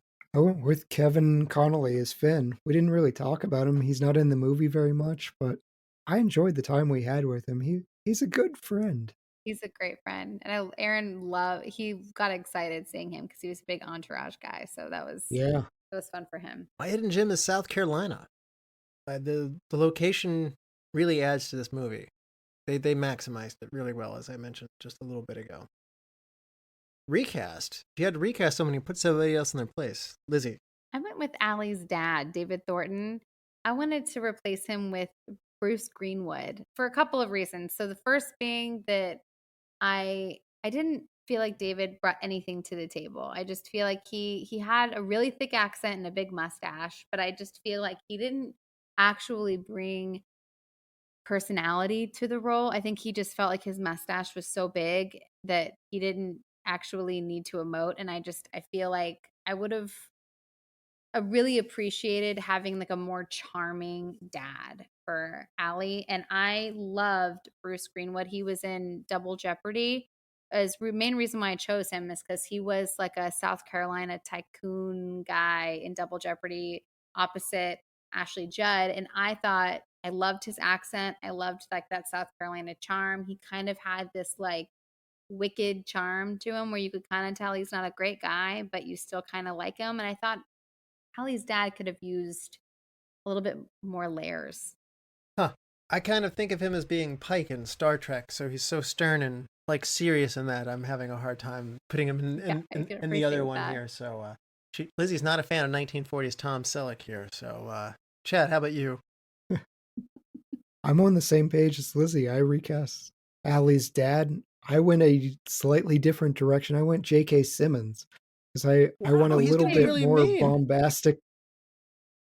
He can be nice, but have a bombastic personality and just over the top. So I think we're both coming from different sides of the same issue of he needs a little bit more personality than Mustache and Okay. Southern. I like I'm- that. I'm going for the other parent of Allie's, Ann Nelson. So I'm going to go with Marissa Tomei here. I feel like she just would do a better job of acting. And there is complexity in there. I feel like looking back on it, She's 30 in this at well, if she this can time. play Aunt May, which she's way too young to play Aunt May, then she can do this too. How? I mean, that's a reasonable age for ants to be in their 50s. Aunt May in Spider-Man is that's- always like a white-haired old lady. I think she's a great aunt in the Spider-Man world. It's like, Yeah, so right, no, I don't yeah. think she was a young Aunt May. If she's old enough to play an over-the-hill person in The Wrestler, then you can do that here too. I think she's a good actress and therefore would add to this character. I didn't think this was really nailed. There's complexity. She's way too heavy early on. And then when the unveiling comes, I don't think she fully delivered I've been protective. I got my own story to tell here. I just feel like Marissa Tomei would make this movie better. Jane Seymour. Jane Seymour would nail this. We've been talking Wedding Crashers. Like, This is one player that I think improvement would have high dividends. fair. Dr. Quinn, Medicine Woman. Yeah. That'd be great. Yeah. I mean, that was the only other than James Bond films, but that was primarily what I knew her from. And then I hit Wedding Crashers. She's like, "Call me Kitty Cat," and I was very confused on how to feel. What I are you bet. doing, Dr. Quinn? Well, best shot. Honestly, it has to be for me the boat ride that Noah takes her on with all of the swans, and they're just in this like beautiful kind of hidden, almost like swamp adjacent area. And I think that so much had to go right for that, because I always imagine that like bird wrangling has to be kind of a hard job. They have to be behaving themselves. The shot itself is just so pretty and picturesque. It's like a perfect movie poster. But then on top of it, to put yourself kind of in her shoes, I would imagine that would be like just so incredibly romantic. I think to be like, I mean, pre-thunderstorm, because that's like when I'm out, just being on like a boat ride like that and just like such a beautiful setting, I think it would be hard not to feel feels. Swans hiss. These ones are They mean. are. That is really true. They're so pretty. Lizzie, that was mine as well. It felt like you entered this like ethereal kind of like fantasy movie all of a sudden Yes. with that. No, I'm not gonna lie. If Sean Connery with a duck hat had just popped out of the water briefly in the background from his James Bond days, I would not hate that. Just a little head up with a duck on his head and then back down with the snorkel. So Yes. it's one of my ridiculous Bond moments that I love. Chad, how about you? What's your best shot? Mine's going to be a little less romantic, but when Allie wakes up in Noah's bed and she's got that big red blanket on and there's a rose beside her pillow, her left hand is what our shot is focused on, and it's showing her engagement ring. Yeah, like that's very prominently in the shot, and it's really the only time they focus on that ring, and it's foreshadowing of what's about to happen, because the next thing is her mother showing up at the door as she's wrapped in that blanket, and things just escalate from there. Yeah. Good one. Nobody picked the rain kiss. That's a scene. That's not so much a shot. Okay, well, and on that note, best scene then, Lizzie. I mean, that was my best scene for sure. I think, to Chad's point, like towards the very beginning of the recording, he mentions that like this movie is like formulaic. And while I don't, and I'll touch on it in a little bit, I have some certain things that I would want to change about the logistics of them being together in that moment. That whole kind of dramatic, like, why didn't you write me? And it's like, I wrote you every day for a year. And like, it's definitely part of the formula, but the formula works and it's just so great. And that's why we're here and we love it. And it's just like, that is the climax of the movie in so many ways. And and it does not disappoint. And you love to see the passion and the excitement of like seven. They're both just like, it's still not over. And, you just can't help it. That's such a holiday Christmas movie type thing of line, why didn't you write me? You could have written him Right. any of those 365 days. Why are you angry about this? She could have written one tell-off letter or something. I don't know. Mm-hmm. It's true. All right, Chad, best scene. Despite rowing in a thunderstorm, it's still That really the bothers rain you. kiss. It really, really does. I mean, I'm out on my kayak with my wife and with my daughter all the time. First thing I do, check the weather. And I understand they're swept up in romance, but growing up, we were out on lakes quite a bit. That was just ingrained in me, and I have a hard time imagining Noah not. Love makes you do stupid things. Fine. It's still frustrating. Don't endanger the one you love. But past that, past the safety concerns here in the lecture, it's sexy, it's memorable. It's why this movie, one of many reasons, but it's the image that's going to stick in your head. Well, I don't know that this is a popular choice, but my best scene is when Lon comes back. He's down there, and you're expecting this all to go a little bit differently than it is. It's a lot more gentle. It's a lot more graceful, as you pointed out. But it is also the climax of the movie. You must now make a choice. You know, he's willing to even forgive all that has gone by and transpired to bring her back. But he says, I want you for myself. Which isn't really, it sounds selfish, but it's not, right, given the circumstances. So I like that. He says the line, "None of those choices gives me you," or something to that extent, right? Yeah. So he's talking about the possibilities, but none of them are And she does happy love for him. She does acknowledge that. I Yeah. mean, there's something that's messy in this world that I like. It's real messy. It's not like messy like the rom-com thing of like, oh, you said that thing, but you were talking to your sister, and I'm going to go storm off and then come back, and then, you know, something that could have been easily explained in 30 seconds turns into a whole big production. None of that here. I really appreciate that this is how you do messy. I like that. So, best wardrobe or makeup moment. A lot of good stuff to choose from here. Do you like suspenders, Lizzie? Where are we going with this? Oh man, this was like the easiest of all of the ones for me because even when I was young, I was obsessed with, and it's only in the movie for a short moment, but it is the outfit that Allie wears when she is confronting Lon to tell him that she's going to go to Seabrook. She storms into his office and she's wearing this absolutely fabulous red suit, like suit skirt moment. And like there's these like patent leather, bright red pockets. And it is like it almost kind of looks like a little houndstooth kind of. But oh my gosh, the outfit itself is absolutely fabulous. I want the outfit in my closet. I am obsessed with it. I love the color on her. It's just everything about it is like so sensational. Like I absolutely love that outfit. That will always be my favorite outfit. This movie shows that she has resources by the number of really different looks and styles. She's got a long line of cool looking outfits. She always looks amazing throughout this whole movie, to be honest with you. And Noah's always simple neutrals, you know. It's like, you know, very they establish that wealth difference between the two well with the wardrobe. How about you, Chad? What's your favorite wardrobe or makeup moment? I went with an Allie dress as well.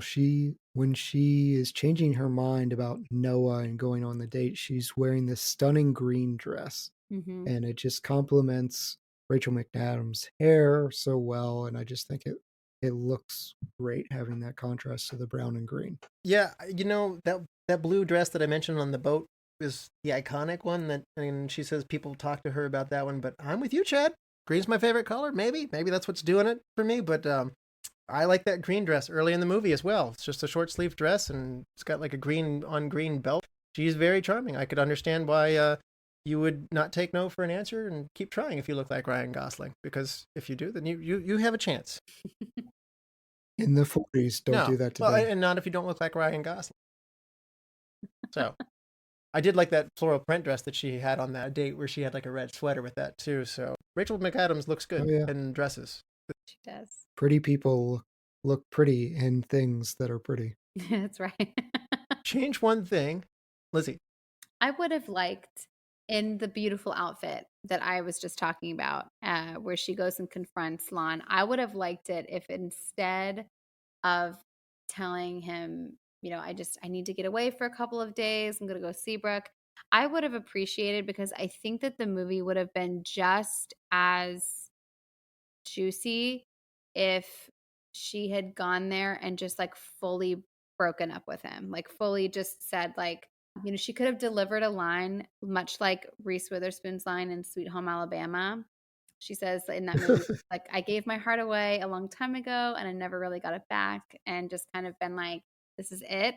Maybe they quietly called off their engagement and didn't tell anybody, and out of respect for her, she didn't tell her mom.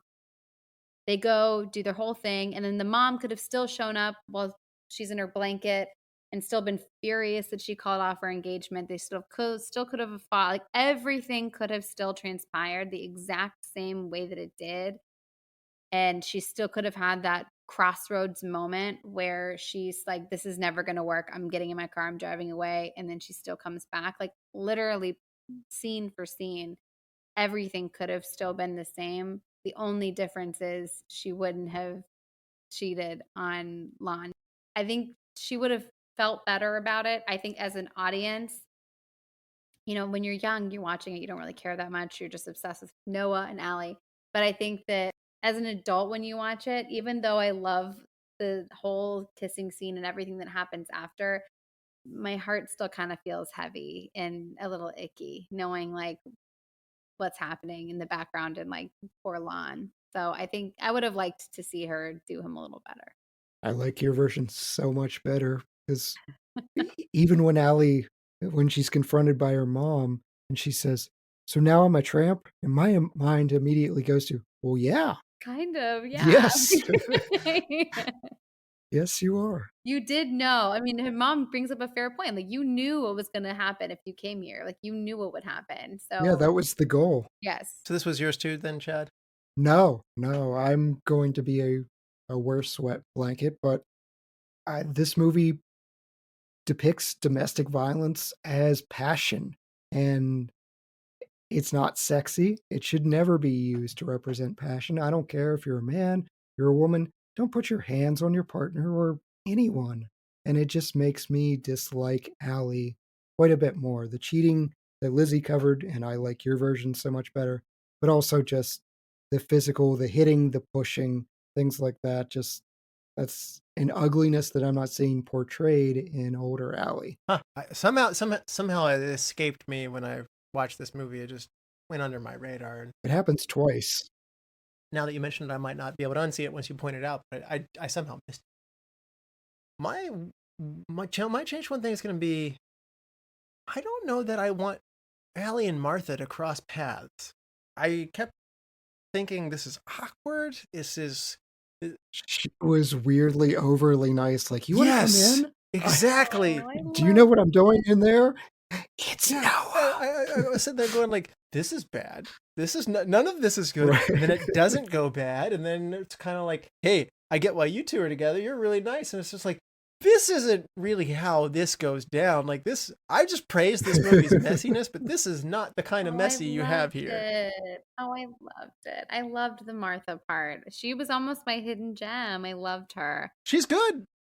I don't want her to meet Allie. I think it shows Allie's sense of compassion. Like, she recognizes, because Martha knows what she is.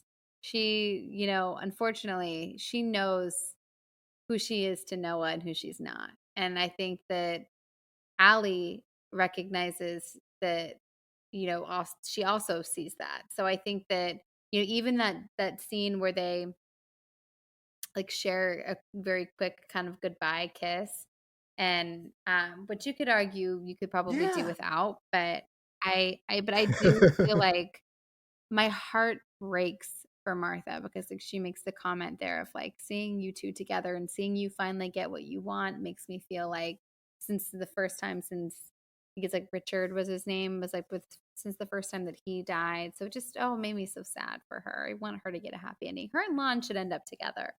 She and Lon should end up together, have lots of kids, be really rich, and die together way in the future as well.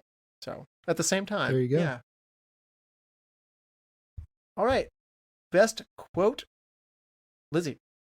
So mine's a little lengthy, but I went with the narration that Noah said, where he said, "I'm no one special, just a common man with common thoughts.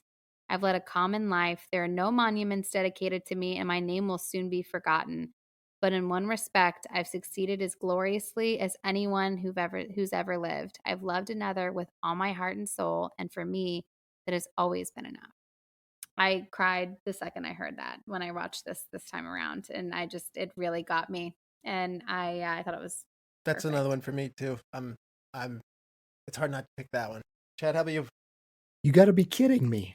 All this time, that's what I've been missing? Let's do it again. I feel like that was like a big, like, why did she say that? It's such an awkward line, and it's You such like a, this Oh. is what you put for teens. Uh-huh. Uh-huh. Yeah, it's a really awkward thing to say. Yeah. Oh, that's funny. All right, we've come full circle. And on a 5-star scale with half-star intervals, what are you going to give this movie, Lizzy? Oh my gosh, this movie, like 5, without a doubt. I think as far as romance movies go, this isn't a movie that I'm gonna revisit often just because it's such an intense movie. But in terms of like just a romance movie that's just going to make your heart feel every kind of emotion that kind of encompasses what love can feel like. This movie accomplishes that. Like, it's not perfect. There's certainly things that could change, but at the end of it, you just walk away with like, you feel joy, you feel sadness, you feel hope, you feel everything. I mean, it's so fantastic. And it also just is like the benchmark of our generation when we were kids. It holds up. So it's perfect. The number of times these actors are approached, given their prolific careers, and they've all done stuff. I mean, James Marsden even says people stopped me on the sidewalk and said, "Why did you get in Allie and Noah's way?" He's like, "I just am an actor, and I played my part, and I didn't actually keep two people apart." And I mean, so Why are people mad I at know. Cyclops? So anyway, Chad, how about you? What do you give this movie on a 5-star scale? I'm going to go 3.5 stars. I've been on record many, many times. I cannot stand infidelity in love stories. It drives me insane. Makes people think that the grass is always greener. What does make this movie different, and 3.5 is good for this type of genre for me, is seeing the dedication and the trauma of this horrible disease and a man's dedication to his love. And it reminds me, this is why we say vows. This is what vows should mean. And we have made them way too casual these days. Like, this is what it means when you're standing in front of everyone promising to love an individual for the rest of their life. Well said. Valentine's Day special stuff, Chad. Good stuff. That's right. This movie is good stuff. I'm going to give this a 4 stars. I had a lot of parts that spoiled it. I might have even been able to go a little bit higher had I not known where this love triangle was going. Had I not known that this was going to be a flashback tale of these two. But even knowing that, when I finally got to it, there's a lot of complaining about this movie from like guys in the guy world, like, the Notebook.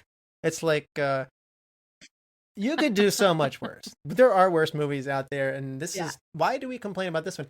I will say this, I mean, Titanic, great movie, period piece and stuff like that. It's going to put you through over 3 hours of content, and you're not going to have a very happy finish out at the end of it. I'd much rather watch The Notebook than Titanic. It's fair. I mean, that's so much worse. Here's mom telling about a fling that she had for 1 or 2 nights many years ago, and the love of my life. Presumably she had a husband, and these kids are like, don't you love dad? Yeah, she had to have, because it was like she brought her granddaughter with her. So like, Right, she yeah. definitely had like a life after Jack. That's Yeah. I love this movie. I think this movie doesn't do everything right, but I think when it gets it right, it hits it out of the park. And it's so good. All right. Who's going to help me pick a movie for next time? Right. Go fish. That's right. It's time to get your funny looking hat, your waders, your fishing pole, and some bait, and let's go fishing.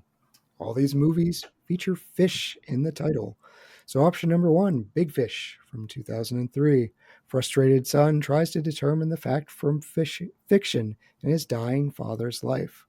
Option 2, A Fish Called Wanda from 1988. In London, 4 very different people team up on a jewel heist, then try to double-cross one another for the loot, complicated by their efforts to fool the very proper barrister Archibald Leach. Or option 3, Gone Fishin' from 1997. Two lifelong fishing buddies must overcome a series of obstacles to enjoy their ultimate fishing trip. What fishing movie are we going to do? All right, let's go with one of my favorites, the British comedy classic Fish Called Wanda. Love this movie. And it's got fish in the title. It has fish in the title. That it does. All right, Lizzy, Chad, thank you guys so much. This has been a blast. Yeah. Thanks for the pick, Lizzy. And thank you, all the lords, ladies, and knights of the Retro Movie Roundtable. We invite you to reach out to us. We want to hear from you. So subscribe, rate, and review us on Apple Podcasts, Spotify, Google Podcasts, wherever you get your podcasts. Subscribe on our YouTube channel. Give us a like on Facebook, on Instagram, and Twitter at @movie_retro. Email us at retromovieroundtable@yahoo.com. And producing and providing this podcast is fun but not free. We invite you to support our show at our Patreon page at www.patreon.com/retromovieroundtable. All contributions are much appreciated and will go towards making the show better for you, the listeners. As always, thank you for listening. Be good to each other and watch more movies. Chad? Don't have sex because you will get pregnant and die. Oh my goodness. It's really That was funny. unexpected. That's so perfect.